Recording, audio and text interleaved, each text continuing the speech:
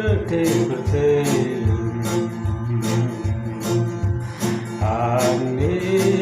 haka berthe kado bangi adolang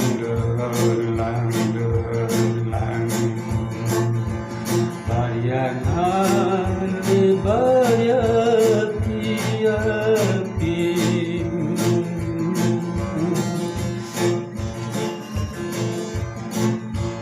Sabalen sabawan-bawan Angin haka berthe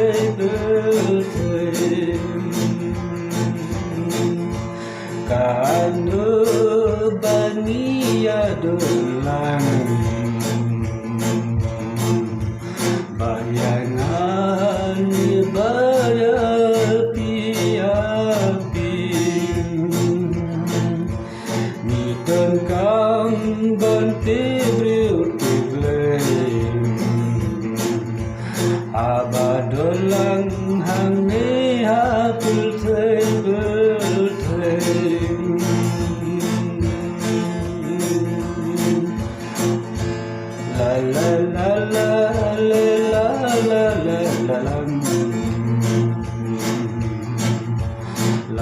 la la la la la la kanu bangi ayailang bayangan di bayati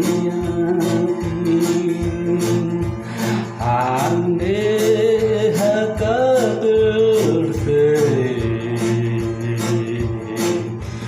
ladu bawan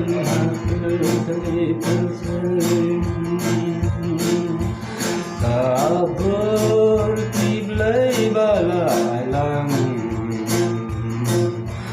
batkin ini bazinan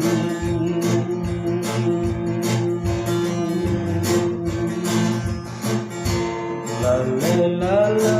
la la la la la lagi lum kiwabala ane haka berthe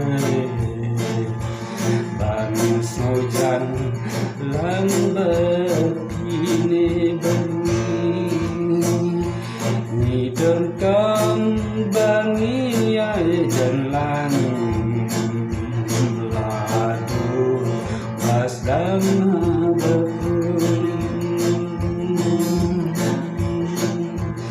kanu bangi adolang angin haka berthe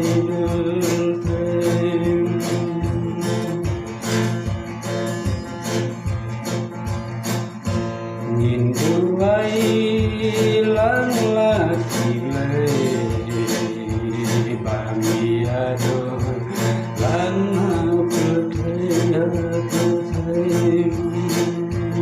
bayangan banyati ane haka berthe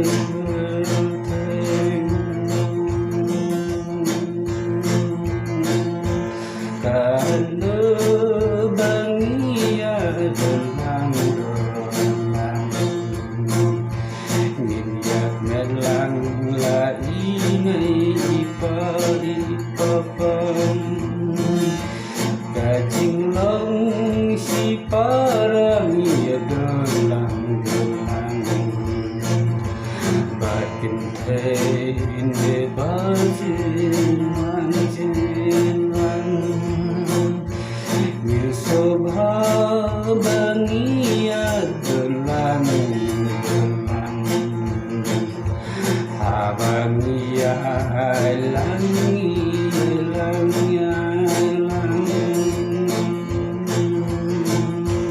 la la la la la la la la la la la